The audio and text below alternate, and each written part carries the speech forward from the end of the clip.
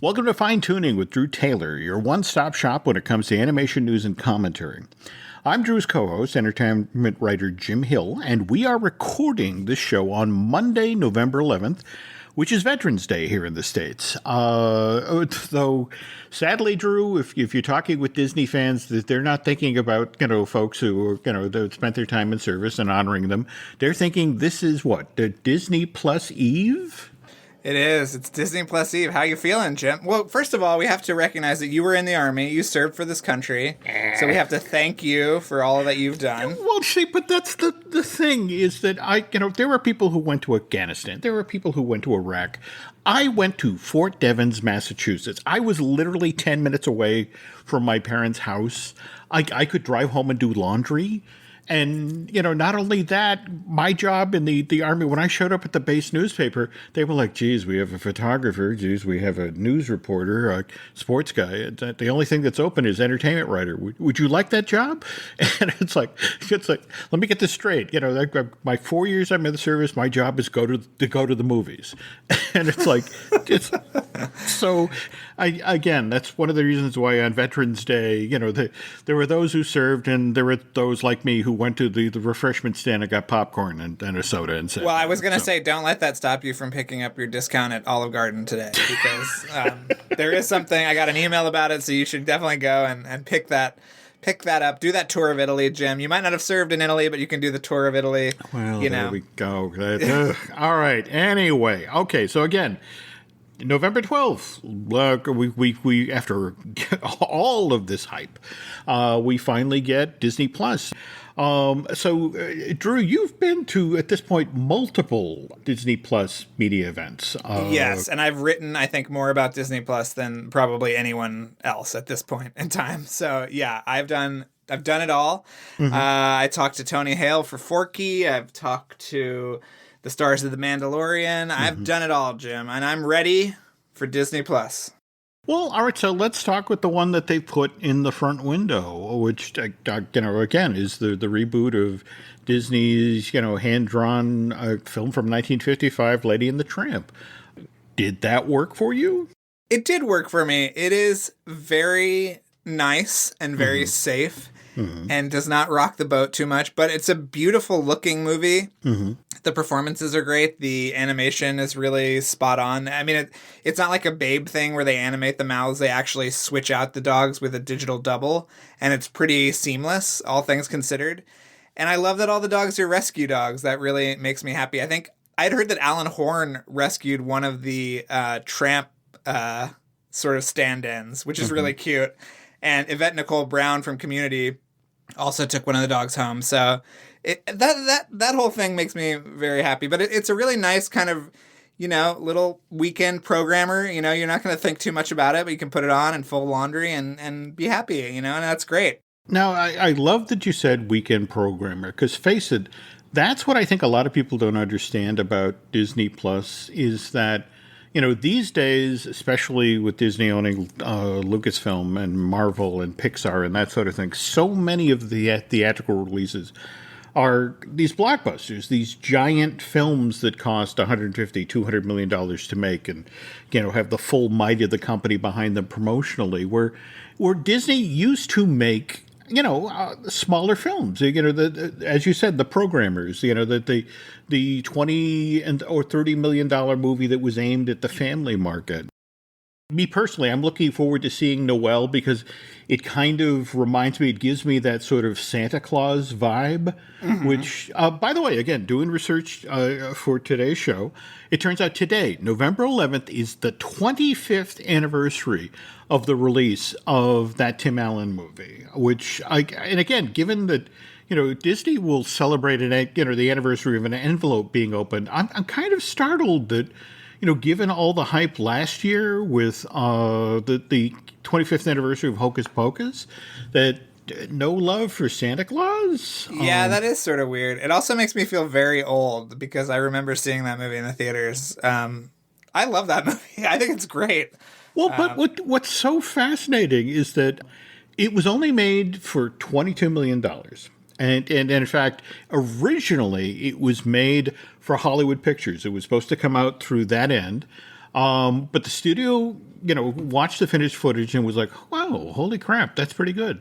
And they turned around and gave the production team an additional $1 million to do a better score for the film and to throw some more digital effects into it. And then they turned around and gave them, after they moved the picture over to Walt Disney Pictures, they basically spent as much as they spent on the movie to promote it. They put together this $20 million promotional campaign, and it became this $180 million hit, and 144 million of those tickets were sold domestically. And of course we got the two sequels, which I don't like nearly as much as the first one. But I don't know. I mean, that's the thing.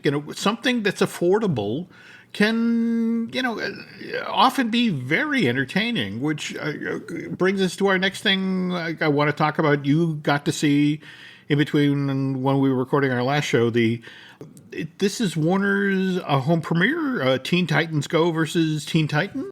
Yes. And as you know, there were those two different kind of like threads of Teen Titans shows. And at the end, you saw the Teen Titans movie, right? Last year? The Teen Titans Go the movie? Yeah. And there was that little teaser at the end where the other Teen Titans kind of came into their universe. So it's actually a follow-up on that little tease. I don't know if it was ever intended for theatrical release or anything, but it is so good, Jim. You have to watch it. I think it's on Blu-ray this week. Okay. It's already on digital. It is really, really wonderful. It's very entertaining. It's kind of like the Teen Titans version of Into the Spider-Verse. You'll see a bunch of different versions of Teen Titans. It's really cute. It's really funny. And I was very impressed and very surprised by it. Well, speaking of good stuff coming out of Warner's, I just caught earlier today the first episode of Green Eggs and Ham, which Netflix started making available for streaming on November 8th. You got to see that as well, right? Yes, I watched the first episode this morning.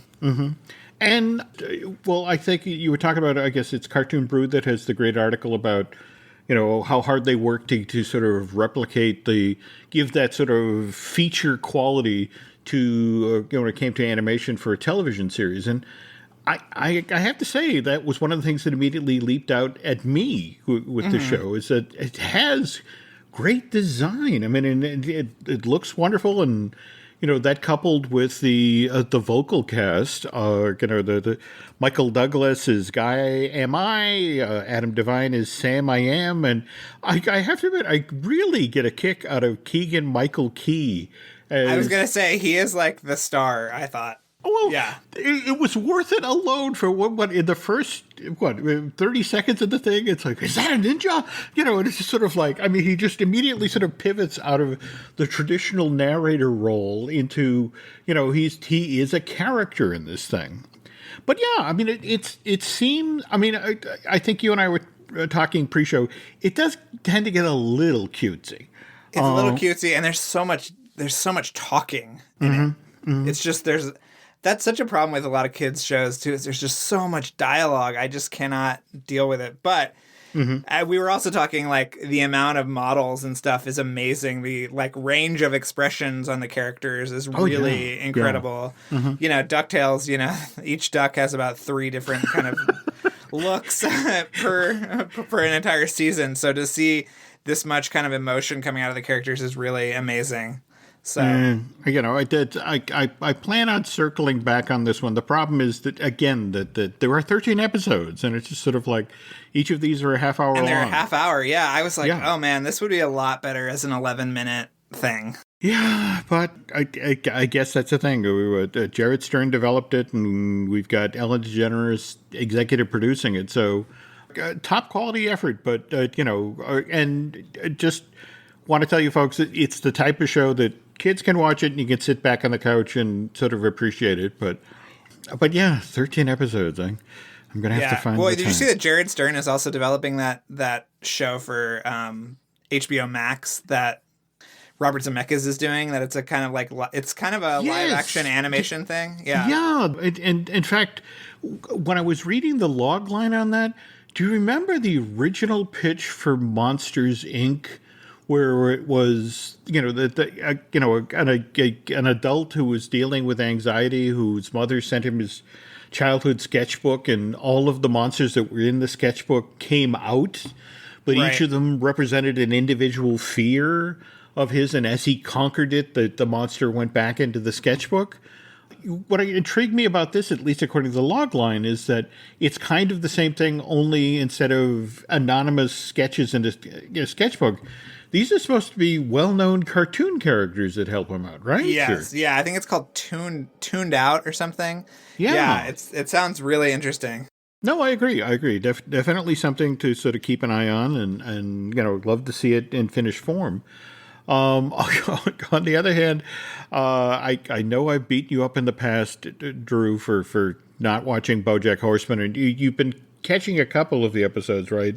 I have seen I've seen a few of the very first ones, but I am very far from getting caught up. And I know that you just mainlined all the new ones. Oh yeah, and well, first of all, folks, I have to tell you right up front that the bunch that started being available for streaming on October 25th, these are the first 8 episodes of season 6. The show is ending in season 6. There'll be 8 final episodes dropping on January 31st.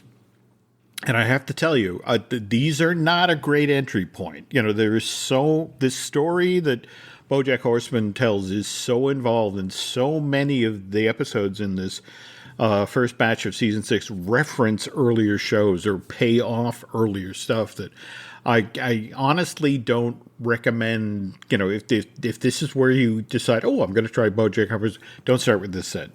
Go back to the beginning, and it'll take you a while, but you'll eventually get here. On the other hand, if you're a longtime fan of the show, it's amazing writing. It's great stuff, but as the last episode of the 8 ran, you're filled with such dread, because they are setting up a really brutal run of episodes, the last 8 to close out the show. I mean, not to give too much away, but BoJack's been in rehab, and he's in the middle of this journey where he's trying to do what you're supposed to do post-rehab, make amends, apologize to folks. And meanwhile, on a parallel track, every bad decision, every awful thing he's ever done in his life is kind of suddenly bubbling up to the surface. And it's just sort of like, I'm not looking forward to sitting down on January 31st and watching the next 8, but like a car accident, I won't be able to take my eyes away.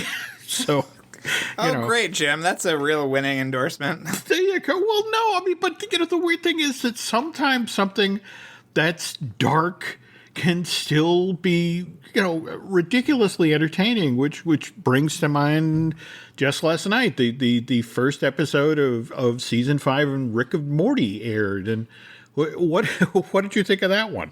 I really liked it. I mean, it was really hard. It's hard for me to stay awake that late most nights, but so I was sort of dozing in and out, but I thought it was really funny. I loved all the different Ricks that were coming out of the cloning portal, and, all of that, and how everyone was a fascist. I love.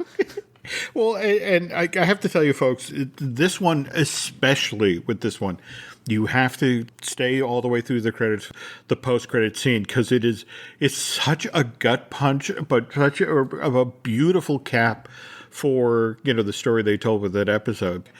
I looked at this episode and thought, they got a renewal for 70 episodes, and it just sort of like, can you do this again for 69 other episodes?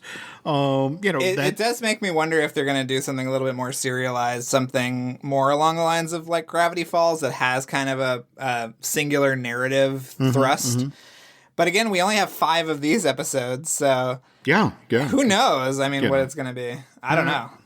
But same thing. It's it's all too late for an old fart like me. But I'm definitely DVRing this thing. And again, on the other hand, folks, if you just don't have the stomach for dark comic material, I just read a book this past weekend. It's Rob Paulson's Voice Lessons. Its subtitle is A Couple of Ninja Turtles, Pinky, and an Animaniac Saved My Life. And I just love this book, Drew. And for those of you who don't know Rob Paulson, this is He's the voice of Raphael in the Ninja Turtles. He's Yakko on Animaniacs. He's Pinky of Pinky and the Brain. Carl Weezer on Jimmy Neutron. And in a really weird twist on somebody's career, when they rebooted the Ninja Turtles, Rob switched over to doing Donatello. So it's really this kind of lighthearted take on his career, looking back on how he transitioned from being a live action actor to working in voice and all the greats that he got to work with. And then about 2/3 into the book, Rob comes down with throat cancer, and it's this very honest, but at the same time, really heartfelt and surprisingly humorous discussion of his journey through treatment. In fact, and what made it, especially intriguing is as he's going through chemo, as he's going through radiation, this is when Warner Brothers is talking about reviving the Animaniacs. And oh, interesting. And he literally has to talk to the guys at Warner's and his friends like Maurice LaMarche and Trace McNell about, hey, I'm dealing with this, and I hope to come out on the other side and be able to work, but I don't know. In fact, honestly, Maurice LaMarche comes through again. Maurice LaMarche is the veteran voice actor who does the Brain. And Rob tells these great stories about how when he's going through chemo and it's 3 or 4 hours of misery, and he's sitting there in a chair and his phone rings, and it's Maurice. He says, "Hey, I was just driving by the chemo center. Do you want me to come up?" And Rob's like, "This is completely out of the way from anything on the planet. Nobody's just driving by the chemo center. He came to hang out." And then the two of them were sitting there. He's taken the chemo into his arm, and they're making all of the nurses on the floor laugh because they're doing the voices of Pinky and the Brain, and to distract him as he goes to, Rob goes through this horrible thing. And the real kicker, and I was actually thinking of you, Drew, as I was reading the very last portion of the book, because he talks about how just last year he was forced out of his house by one of the fires in California. And for 10 days, he didn't know, can I go back to my house? Do I still have a house? And I was thinking about the Barnum fire just this past weekend. That was very close to us. Yeah. Yeah. So, yeah, we're fine. But it was really weird to see a giant plume of smoke sort of hovering over your neighborhood on a Saturday afternoon. Not the best look. No, I agree. But anyway, folks, if you're an animation fan, I recommend getting voices. If you're dealing with health issues, or you know somebody who is, I also recommend getting a copy of this thing. It is such a great read. It's a relatively quick one. Definitely worth checking out. Chasing down for this holiday season. So, anyway, while we're talking about Warner Brothers stuff, and we're speaking of natural disasters. Go ahead. Well, there goes that Warner Brothers bag of swag, Drew. I hope you're happy. Okay, so, as we're prepping for today's show, the trailer for Scoob drops. And what did we think of that, Drew? Scoob exclamation point. Yes, Jim. Yes. Well, what's interesting about Scoob, and I know that we talked about this before, but there are all these other Hanna-Barbera characters that have been cast in it. Yep. Tracy Morgan is Captain Caveman. Mark Wahlberg is Blue Falcon. Who's doing Dick Dastardly? Dick Dastardly is Jason Isaacs, the great British character actor. Yeah. Yeah.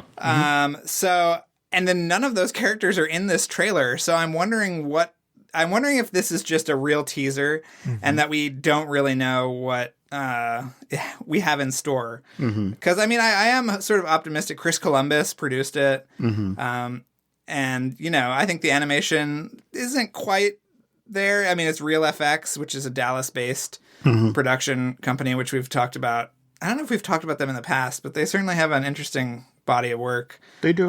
They do. Yeah. So I don't know. What did you think?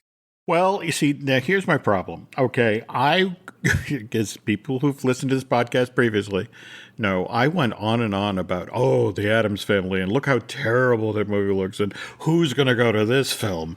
And, folks, I have to apologize, all right? Because, just this past weekend, the Addams Family, and again, remember I said, no one's going to the Addams Family after Halloween. It's done. Still in the top 10, pulled in $4 million.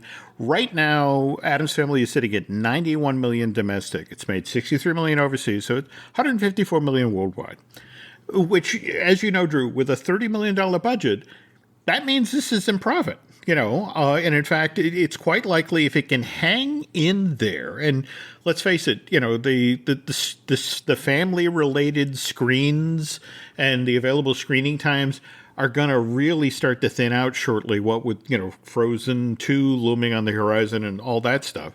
But it's quite possible that this thing is going to make $100 million domestic.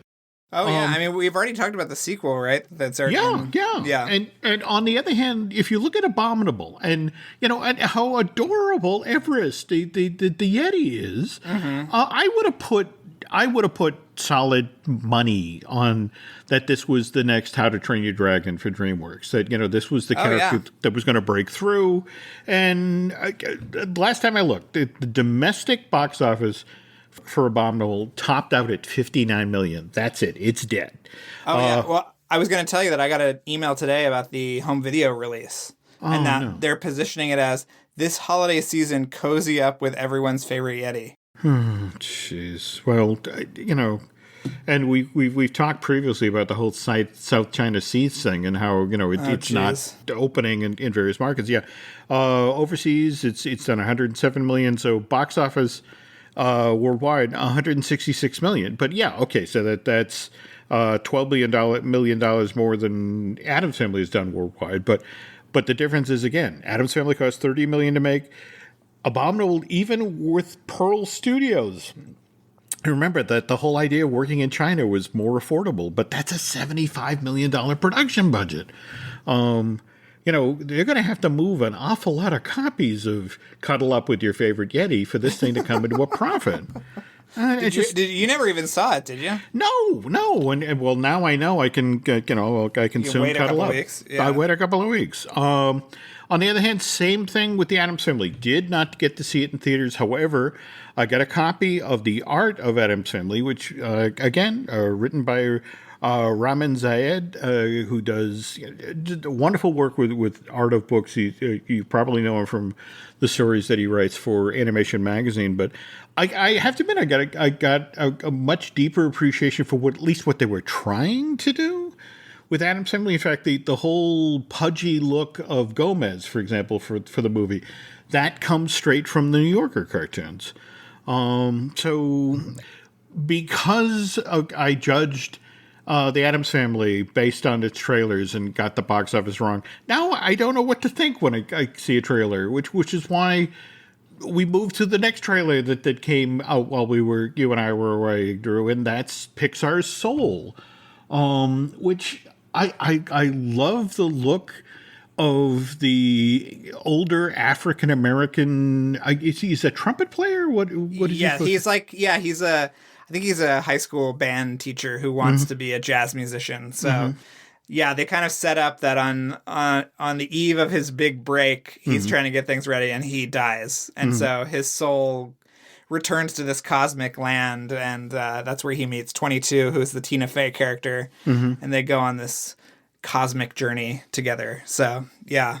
But the fact that this is Pete Docter and, what he did with Inside Out, well, I think you and I when we were pre-gaming today, we were talking about with a film like this, which sounds pretty damn ambitious, it's kind of hard to sum up. Right. Yes.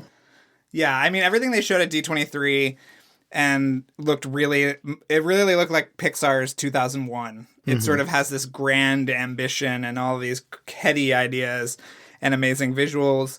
And, I tweeted out this on Instagram or on Twitter that Trent Reznor has started talking about the music for Soul, which is really interesting. He's doing the music for the Watchmen TV show, which we are both watching and loving right now. So I think that's going to add a whole dimension. And there's some other stuff I've seen that I can't talk about yet. But yeah, I think it's really going to be something special for sure. Okay. Yeah. And in theory, the trailer that's out today is the one that's going to be in front of Frozen 2 next week, right? Yeah. So there's going to be an Onward and a Soul trailer on Frozen 2. So yeah.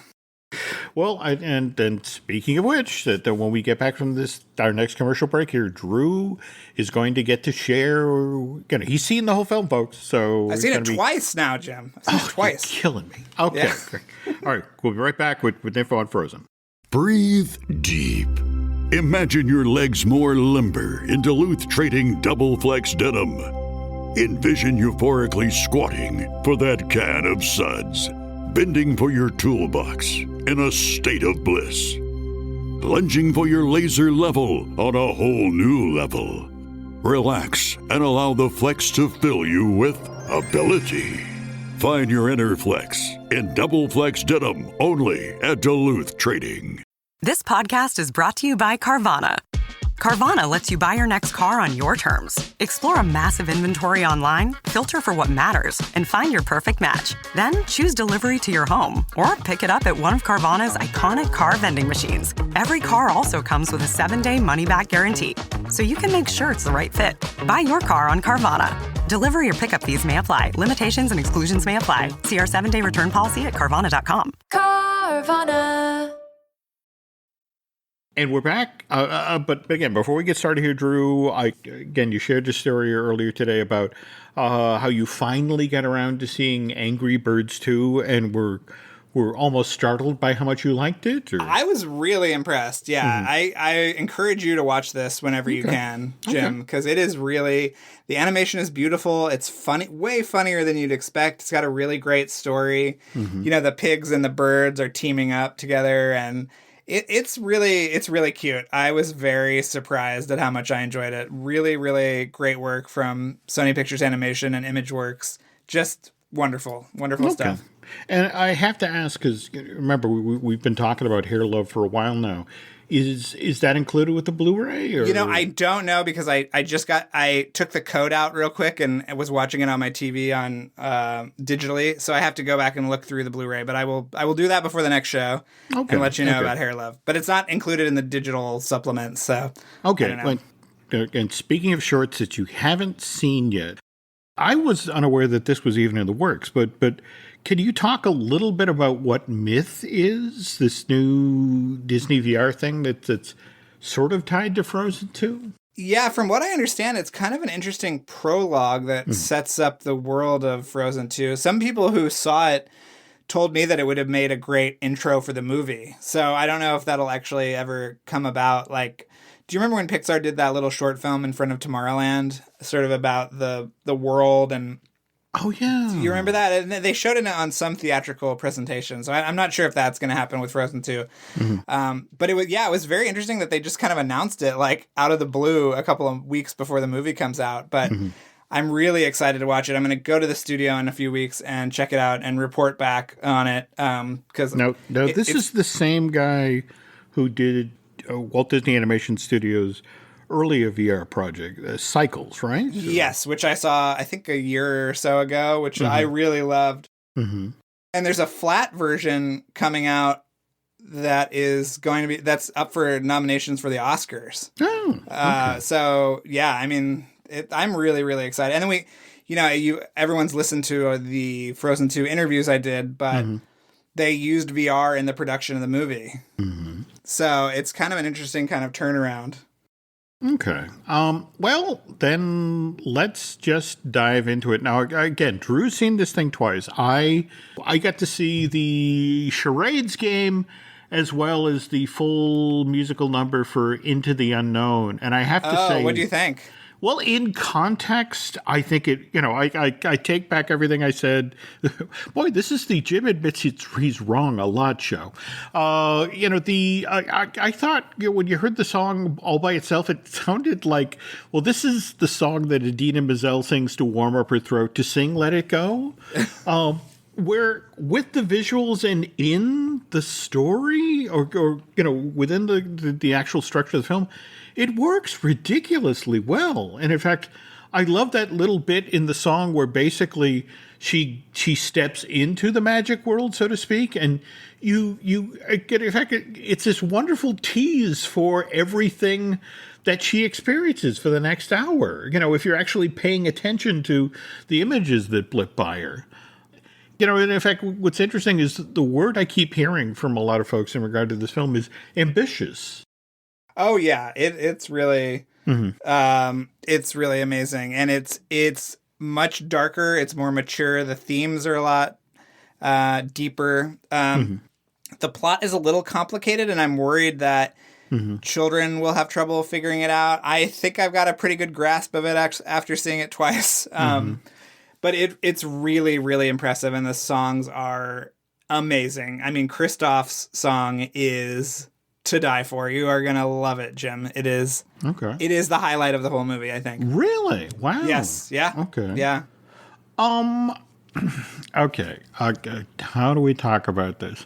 There was a lot of talk going into Frozen 2 that, a suggestion that, again, in this world of trilogies, that, the film was being created to set up a later film. Having seen it now twice, is that your sense, or? No, and there's even a line at the end where a character says, "Are we going to be put in mortal danger again?" And another character says, "No, this is the end," which I thought was a very definitive way of saying, well, there's going to be no more. But again, there's no way this movie is going to make less than $1 billion and could even eclipse Frozen, the original Frozen's box office. So who knows? I mean, think about how much those characters have been in circulation since the original Frozen, between Frozen Fever, Olaf's Magical Adventure, or whatever the Christmas special was, their appearance in Wreck-It Ralph 2,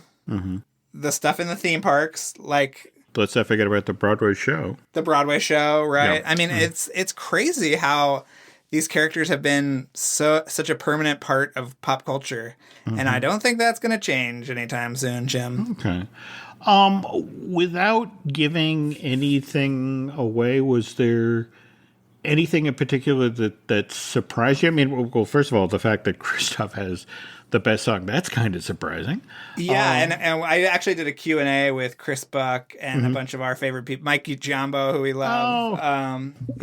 Who was telling some great stories, and a bunch of other people from the production. And they said that there was actually an Anna and Christoph duet in the first part of the movie that got cut, which is sort of interesting. And apparently there was a bad guy. There was an actual tangible villain, which this movie does not have, and the first one didn't have really. Although Hans was bad, but and so I will talk about that after the movie opens, because I think that may be getting into spoiler territory. But the movie is very surprising. Where it goes, what they encounter is really a shock, and I think will surprise a lot of people. And I was very impressed with what they did. Okay. Well, all right, folks. How about this? We'll promise. We'll give everybody a couple of weeks to actually see this in theaters, and then we'll do a deeper dive on story choices. And again, would love to hear about this villain. And Jim, you're going to actually have to see the movie in the theaters. You cannot wait for digital for this. All right. One. I promise I will actually go out and see this thing. On the other hand, when it came to Claws, I was kind of hoping this past weekend, because it was supposed to go into theaters for a week, that I'd get to see it, this wonderful new hand-drawn film up on a big screen. And that just wasn't an option up here in New England. In fact, were you able to catch it down in LA? I mean, it's only in theaters for a week. There weren't that many screenings of it, and the press day, I think, was happening when I was at one of the weddings I was at in the last couple of weeks. So I have not seen it yet, and I'm very excited to watch it at home on Friday. Yep. I don't know what Netflix is doing. Well, are they showing The Irishman or Marriage Story up there at all, or? Well, the weird thing is the only place that I'm aware of that you can go to see, the Irishman right now. You have to drive down to New York, and they've got it in the Belasco. Oh, I walked by that theater before it was showing because we went and we looked at wedding dresses for my little sister. We went to Kleinfeld's and did the whole say yes to the dress scenario, which was fun. But I walked by the theater and they have the marquee up. It looks so cool. I so wish I could go and see it. So, Jim, you might have to do that in my place. Go watch it there. All right. I will have to. But again, the problem with Netflix is just keeping up. I mean, we're putting together the show this afternoon, and as Drew and I are picking what we're going to talk about and, what goes where in the show, the Netflix announces they've got this Dino Girl Gakko, which is a new animated series. Looks like it's aimed at small children, but it bows on the 22nd of this month, and it's 20 episodes. So, which I now have to put behind the 13 episodes of Green Egg and Ham. And there's new episodes of She-Ra. Did you see that? Those are out. I mean, it's impossible. No, that's the thing. It's like, it's like standing in front of Niagara with a Dixie cup, and it's just, trying to consume it that way. It's not going to work. So I promise, folks, we'll circle around to some of this stuff on our next podcast. And I know as part of the next podcast, Drew and I are going to talk about this terrific new book. What is it? Natalia Holt wrote. Called The Queens of Animation. In fact, I think you brought this up on the last show. Yes, I did, yes. And I actually went out the next day and bought 2 copies, one for me, one for Drew. And I got to tell you, there are stories in this thing I have never heard before, Drew. It's not exactly the ink and paint book that Disney put out a couple years ago. No. And in fact, I think a lot of people are going to come away from reading this book, especially when it comes to the 9 Old Men, with a very different opinion. But again, we'll save that for the next show. And yes. And in the meantime, Drew, they need to hear your voice between now and then. What's going on with Light the Fuse? Oh, well, we had a great interview with one of the sound editors from Mission Impossible 3 last night. That'll run soon. But we're in the middle of the amazing Scott Chambliss interview. And, Jim, I'm going to make you listen to Friday's episode because we talk a lot about Tomorrowland and him shooting in Disneyland and Walt Disney World. That's really, really interesting that you're going to really get a kick out of. Okay. And, yeah, just more Mission Impossible stuff. And I'm sure we'll share some of the Disney Plus stuff I've written up too. So check that out. And speaking of Disney Plus, I'm hoping on an upcoming episode of the Disney Dish with Len Testa that we're going to get to talk with Leslie Iwerks, who put together the Imagineering series that they're doing there. Have you managed to see any of those? Yeah, I saw the first 2, and I talked to Leslie, and we're going to do.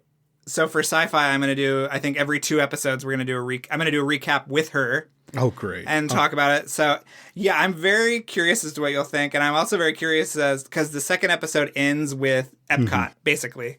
So I'm very curious as to where it's going to go, Well, that's they sent me the PR team, the log lines for the first 3 episodes. And I have to say, I love how she's framing this thing. In fact, for me, for somebody who's been a fan of Leslie's work forever, her documentary about her grandfather of Iwerks or the Pixar story, that sort of thing, the fact that she's finally going to get to move into Ken Burns territory and tell long form stories and, not be, rigidly locked into must tell this entire story in 90 minutes, 2 hours. I can't wait. And it just, the way she's already framing the story, in fact, with episode 3 kind of being about, what happens after you go out of Epcot into, Euro Disneyland and how that impacts the choices.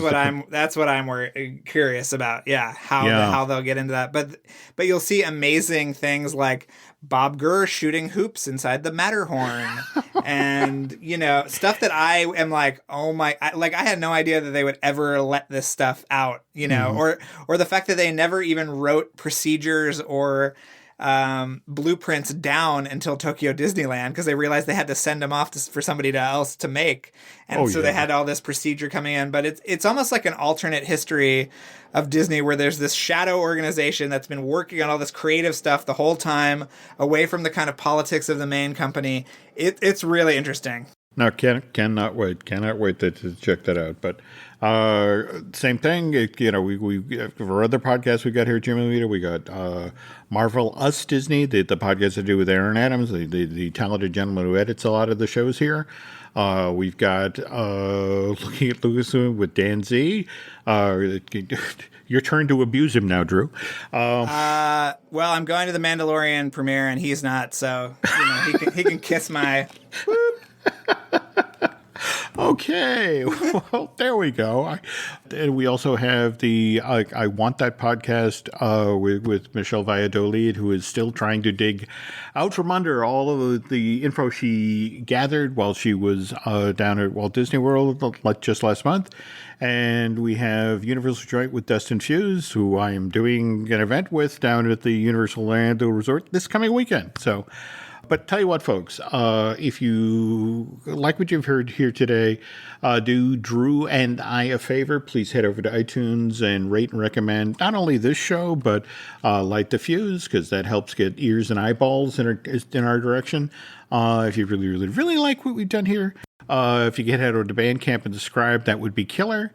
And now I think I should shut up because Drew has to get out the door for the first of 1,500 screenings between now and Christmas. The entire time you're in Orlando, I'll just be at a movie theater trying to cram everything in, and not to end the Disney Plus on top of it. So yeah, it'll be fun. It'll be a fun few days. Okay, well, enjoy the steady diet of popcorn and soda. But we'll be back soon with another show, folks. So till then, take care.